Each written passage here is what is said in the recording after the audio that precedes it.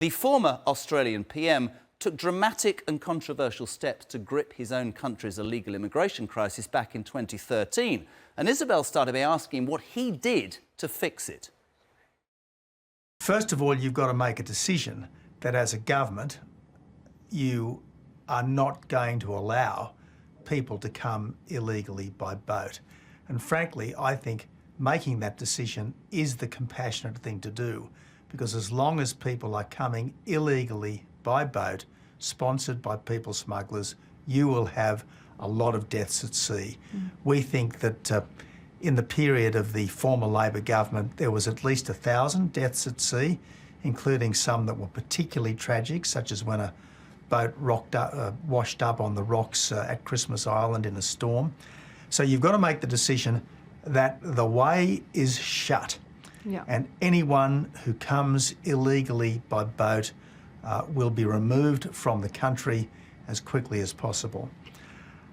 You've got to ensure that the human rights activists can't exploit the courts to keep people endlessly here in limbo. You've got to ensure that that can't be done.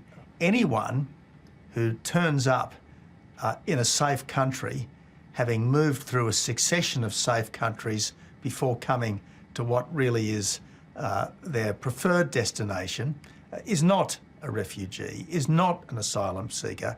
They are would-be economic migrants, and they should not be able to claim asylum. They should not get the protection of the courts.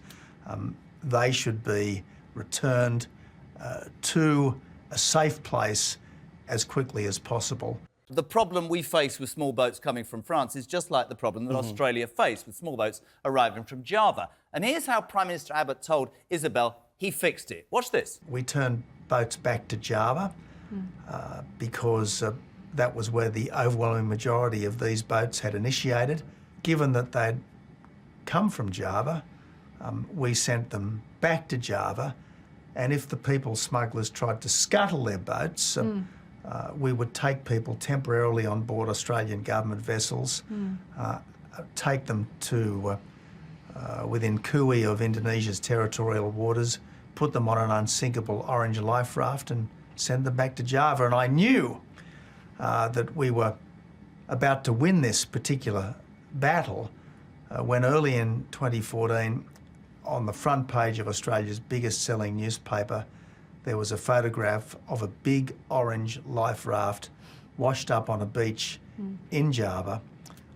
The people on it had arrived perfectly safely back to the place from which they'd set out, but that sent a massive message to all of the would-be illegal migrants to Australia.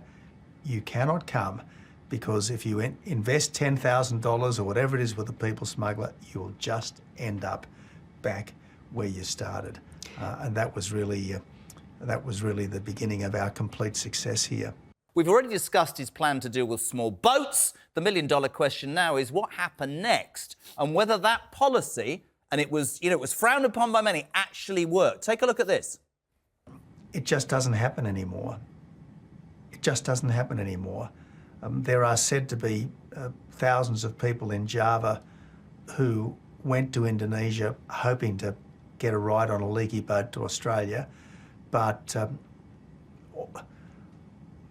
there was a flurry of activity at the time of the change of government, but to its credit, the Albanese government has meticulously adhered to the Abbott and subsequent coalition government's policies. And this is a relatively new left-wing administration, and they're not talking about unravelling what you did. No, that's correct. That's correct. I mean, while they said that what we were doing was wrong, it was illegal, it was impossible, it wouldn't work, we demonstrated that it did work, and they've completely changed their mind.